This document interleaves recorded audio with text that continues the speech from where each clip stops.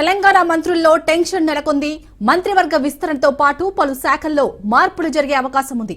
అయితే ఇప్పుడు ఎవరి శాఖ మారుతుందోనని గుండెల్లో గుబులు పట్టుకుంది. ప్రాధాన్యత గల శాఖలను సీనియర్ మంత్రులు ఆశిస్తున్నారు. అటు మంత్రుల పనితీరుపై ఇప్పటికే ఏఐసీసీకి రిపోర్ట్ చేరింది. దీంతో ఎవరి శాఖలు మారుతాయి, ఏ మంత్రిత్వ శాఖలో కోతలు పడతాయనేది ఆసక్తిగా మారింది.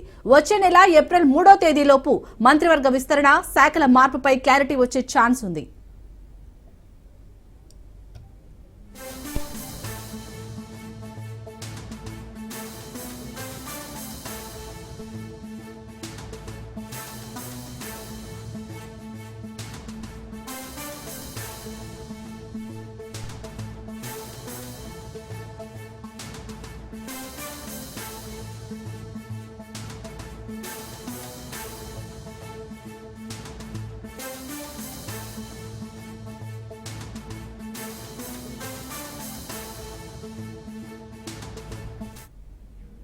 తెలంగాణ మంత్రుల్లో టెన్షన్ నెలకొంది.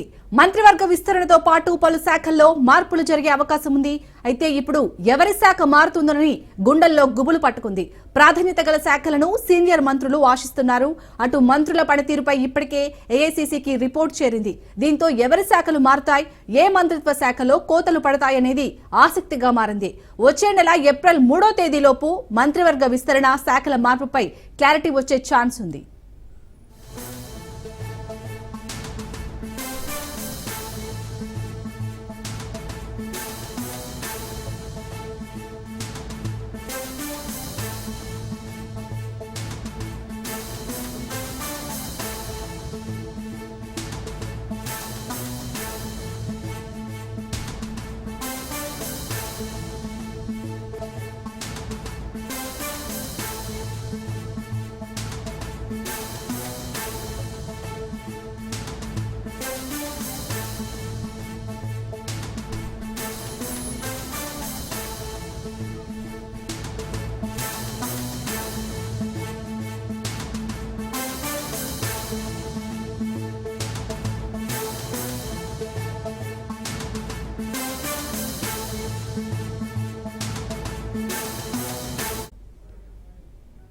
రైట్, ఇక మంత్రివర్గ విస్తరణతో పాటు పలు శాఖల్లో మార్పులు జరిగే అవకాశం ఉన్నట్టుగా తెలుస్తుంది. దీనిపై పూర్తి డీటెయిల్స్ మా బ్యూరో చీఫ్ రాజిరెడ్డి అందిస్తారు.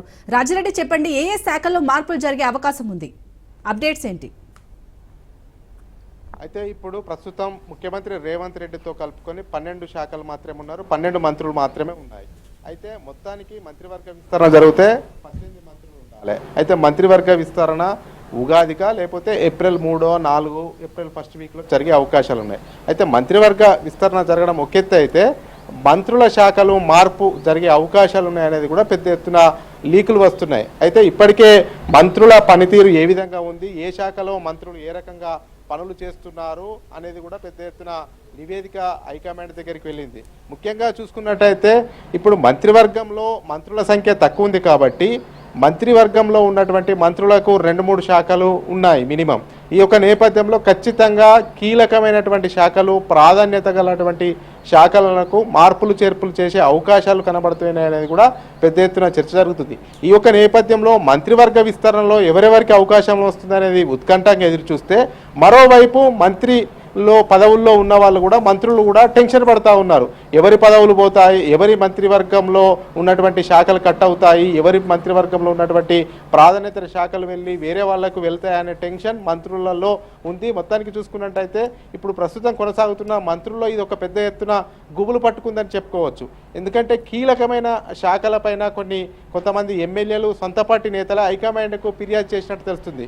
ఎందుకంటే వాళ్ళు పని సరిగా చేయట్లేదు, పోతే సరిగా రెస్పాండ్ అవ్వట్లేదు అనేది కూడా కొంతమంది మంత్రుల మీద ఫిర్యాదు వెళ్ళినట్టు తెలుస్తుంది. ఈ యొక్క నేపథ్యంలో వాళ్ళ శాఖకు కోతలు పడడం పక్కా అనేది కూడా చర్చ జరుగుతుంది. అందులో భాగంగా ఎవరి పదవులు పోయే అవకాశం ఉంది, ప్రాధాన్యత ఉన్నటువంటి శాఖలు మార్పులు చేర్పులు అయ్యే అవకాశాలు ఎవరి ఉన్నాయనేది కూడా ఉత్కంఠ కొనసాగుతుంది. అదేవిధంగా మంత్రుల్లో కూడా పెద్ద ఎత్తున గుబులు పట్టుకుంది. ఎవరి శాఖలు పోతాయి, ఎవరి శాఖలు ఉంటాయి, ప్రాధాన్యత గల శాఖలు పోతే ఎట్లా అనే అయోమయంలో కూడా మంత్రులు ఉన్నారు. ఒక రకమైనటువంటి టెన్షన్ అయితే పడతా ఉన్నారు. ఇది మంత్రివర్గ విస్తరణ పూర్తయిన తర్వాత శాఖలు మార్పులు చేర్పులు జరిగిన తర్వాత పెద్ద ఎత్తున ఒక రకమైనటువంటి ఉత్కంఠ టెన్షన్ అనేది మంత్రుల్లో కొనసాగుతుందని చెప్పుకోవచ్చు. అయితే ఇప్పటికే కొంతమంది ఎమ్మెల్యేలు ఏకంగా హైకమాండ్కి ఫిర్యాదు చేసినట్టు తెలుస్తుంది. ఒక పని కోసం అంటే పలానా డిపార్ట్మెంట్కు పనుల కోసం వెళ్తే ఆ డిపార్ట్మెంట్లకు సంబంధించినటువంటి మంత్రులు సరిగా రెస్పాండ్ అవ్వట్లేదు, ముఖ్యంగా కాంగ్రెస్ నాయకులకే పనులు చేస్తలేరు, అధికారంలో ఉన్నప్పుడు అధికారంలో ఉన్నామా ప్రతిపక్షంలో ఉన్నామా తెలియకుండా మా పరిస్థితి ఉంది అనేది కూడా ఎమ్మెల్యేలు నేరుగా హైకమాండ్కి ఫిర్యాదు చేసినట్టు తెలుస్తుంది. కొంతమంది మంత్రులు అయితే ఏకంగా బీఆర్ఎస్ కొవ్వట్లుగా వ్యవహరిస్తున్నారు, బీఆర్ఎస్ వాళ్ళకే పనులు చేసి పెడుతున్నారు అనేది కూడా ఫిర్యాదులు వెళ్ళినట్టు తెలుస్తుంది. ఈ యొక్క నేపథ్యంలో కొందరి కీలకమైనటువంటి శాఖలు ఉన్నాయి, ఆ కీలకమైనటువంటి శాఖలు మార్పులు చేర్పులయ్యే అవకాశాలు ఉన్నాయి, ఆ శాఖలు మారే అవకాశాలు ఉన్నాయని కూడా తెలుస్తుంది. అదేవిధంగా కొన్ని శాఖలపైన పెద్ద ఎత్తున అవినీతి ఆరోపణలు వస్తున్నాయి, కొందరి మంత్రులపైన కూడా అవినీతి ఆరోపణలు వస్తున్నాయి. ఇదంతా కూడా హైకమాండ్ నివేదిక తెప్పించుకుంది. ఈ యొక్క నేపథ్యంలో వాళ్ళ శాఖలు కూడా ఊస్ట్ అయ్యే అవకాశాలు కనబడుతున్నాయి అనేది కూడా రాజకీయ వర్గాల్లో కూడా చర్చ జరుగుతుంది. మొత్తానికి హైకమాండ్ నిర్ణయమే ఫైనల్ కాబోతుంది. ఏఐసిసి పెద్దల దగ్గర ఈ యొక్క శాఖల మార్పు ఎవరెవరికి శాఖలు మార్చాలి, మంత్రివర్గ విస్తరణ అయితే కొత్త మంత్రులకు ఏ శాఖలు కేటాయించాలి అనేది కూడా చర్చ జరుగుతున్నట్టు తెలుస్తుంది. మొత్తానికి ఏఐసిసి పెద్దల దగ్గరనే ఈ యొక్క లిస్ట్ ఉంది. మొత్తానికి చూసుకున్నట్టయితే ఏఐసిసి నిర్ణయమే ఫైనల్, ఢిల్లీ పెద్దల నిర్ణయమే ఫైనల్ కాబోతున్నట్టు తెలుస్తుంది. అందులో భాగంగానే ఇప్పుడు శాఖల మార్పు కానీ మంత్రివర్గ విస్తరణ కానీ ఢిల్లీ పెద్దల కోర్టులో ఉంది. వాళ్ళు ఎవరికి శాఖల మార్పులో భాగంగా ఎవరికి ప్రాధాన్యత గల శాఖలు తీసి వేరే వాళ్ళకి ఇస్తారు, అదేవిధంగా మంత్రివర్గ విస్తరణలో ఎవరి పేర్లను తెర మీదకి తీసుకొస్తారు అనే చర్చ మాత్రం ఆసక్తికరంగా జరుగుతుంటే, మరోవైపు మాత్రము ఈ యొక్క మంత్రులలో పెద్ద ఎత్తున గుబులు పట్టుకుంది. కీలకమైన శాఖలు ఉన్నటువంటి మంత్రులు అయితే ఇంకా టెన్షన్ పడుతున్నారు. ఒకవేళ మా శాఖలు వెళ్తే ఎట్లా, ప్రజల్లోకి తప్పుడు సంకేతాలు వెళ్తాయి, మా పనితీరు పైన కూడా తప్పుడు సంకేతాలు వెళ్తాయి అనే అయోమయంలో ఉన్నారు. ఇప్పటికే కొన్ని శాఖలపైన కొందరి మంత్రులపైన పెద్ద ఎత్తున ఫిర్యాదులు వెళ్ళినట్టు తెలుస్తుంది.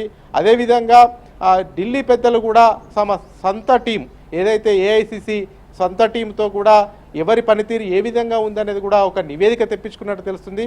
ఈ యొక్క నివేదిక అదేవిధంగా ఫిర్యాదులను ఈ రెండింటిని బేస్ చేసుకొని కొందరికి ప్రాధాన్యత గల ఉన్నటువంటి మంత్రుల శాఖలు చేంజ్ చేసే అవకాశాలు ఉన్నాయి, పోర్ట్ఫోలియోలు మార్పులు చేర్పులు జరిగే అవకాశాలు ఉన్నాయనేది కూడా పెద్ద ఎత్తున చర్చ జరుగుతుంది.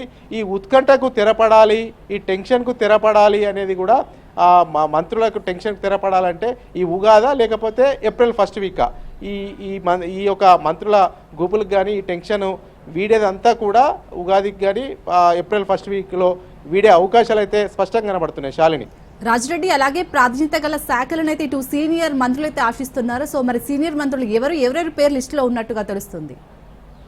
అంటే ఇప్పుడు కొంతమంది సీనియర్ మంత్రులు తమకు అనుకున్నటువంటి శాఖలు రాలేదు, గతంలో మంత్రివర్గం జరిగినప్పుడు తమకు అనుకున్న శాఖలు కావాలని కొంతమంది పట్టుపెట్టారు, కానీ 1, 2, 3, 4 ప్లేస్లో ఉన్నటువంటి మంత్రులు తమకు అనుకున్నటువంటి శాఖలు రాలేదు, ఇంకా పట్టు సంపాదించాలి, రాష్ట్ర ప్రజలకు మేలు చేయాలంటే తమకు అనుకున్న శాఖలు కావాలి అనేది కూడా కొందరు నేతలు అడుగుతున్నట్టు తెలుస్తుంది. అందులో భాగంగా ఉత్తమ్ కుమార్ రెడ్డి కీలకమైన శాఖలు అడుగుతున్నట్టు తెలుస్తుంది. అదేవిధంగా బట్టి విక్రమార్క కూడా కీలకమైన శాఖలు ఆశిస్తున్నట్టు తెలుస్తుంది. అదేవిధంగా మిగతా మంత్రులు కూడా సీనియర్ మంత్రులు కూడా తమకు ప్రాధాన్యత గల శాఖలు కావాలని అడుగుతున్నట్టు తెలుస్తుంది. అయితే ఒక రకంగా ఒక చర్చ జరుగుతుంది.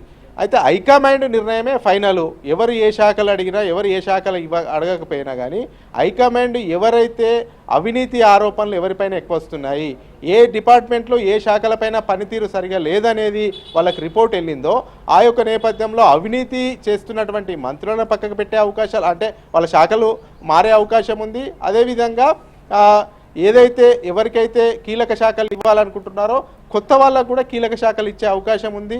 సీనియర్లు అడుగుతున్నారు మంచి శాఖలు కావాలని, కానీ సీనియర్లకు ఇస్తారా లేకపోతే కొత్తగా మంత్రివర్గ విస్తరణలకు తీసుకునే వాళ్లకు మంచి శాఖలు ఇస్తారా అనేది కూడా ఇంట్రెస్టింగ్గా ఉంది. అయితే ఇప్పటి వరకు సీనియర్ మంత్రులు అడుగుతున్న నేపథ్యంలో కొందరు సీనియర్ మంత్రులపైన పెద్ద ఎత్తున ఆరోపణలు వస్తున్నాయి. సీనియర్ మంత్రులే కొందరు పనిచేసి పెట్టట్లేదని ఆరోపణలు వస్తున్నాయి. అదేవిధంగా బీఆర్ఎస్ నుంచి ఎన్నికల ముందు కాంగ్రెస్లో చేరి మంత్రులైన వారిపైన కూడా ఆరోపణలు వస్తున్నాయి. అయితే వాళ్ళ శాఖలు ఊడుతాయా లేకపోతే పాత నేతల శాఖలే ఊడుతాయా అనేది కూడా ఉత్కంఠ ఉంది. ఎవరికి ఏ శాఖల్లో కేటాయిస్తారు, ఎవరి శాఖలకు ఊస్టింగ్ అయ్యే అవకాశాలు ఉన్నాయనేది కూడా ఈ మంత్రుల్లో పెద్ద ఎత్తున టెన్షన్ పట్టుకుందని చెప్పుకోవచ్చు.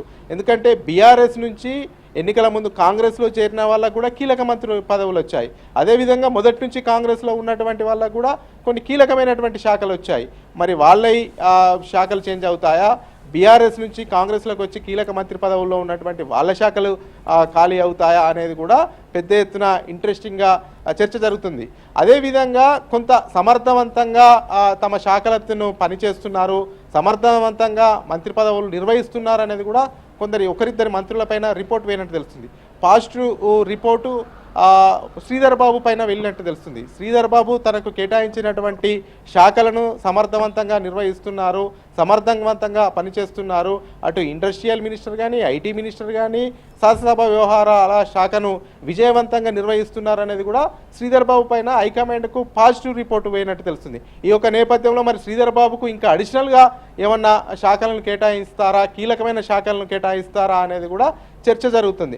మొత్తానికైతే వీటన్నిటికీ తెరపడాలి అంటే 1-2 రోజుల్లో తెరపడే అవకాశం ఉంది, లేకపోతే ఏప్రిల్ ఫస్ట్ వీక్లో ఒక క్లారిటీ వచ్చే అవకాశాలు అయితే స్పష్టంగా కనబడుతున్నాయి. Shalini. Right, thank you Rajireddy.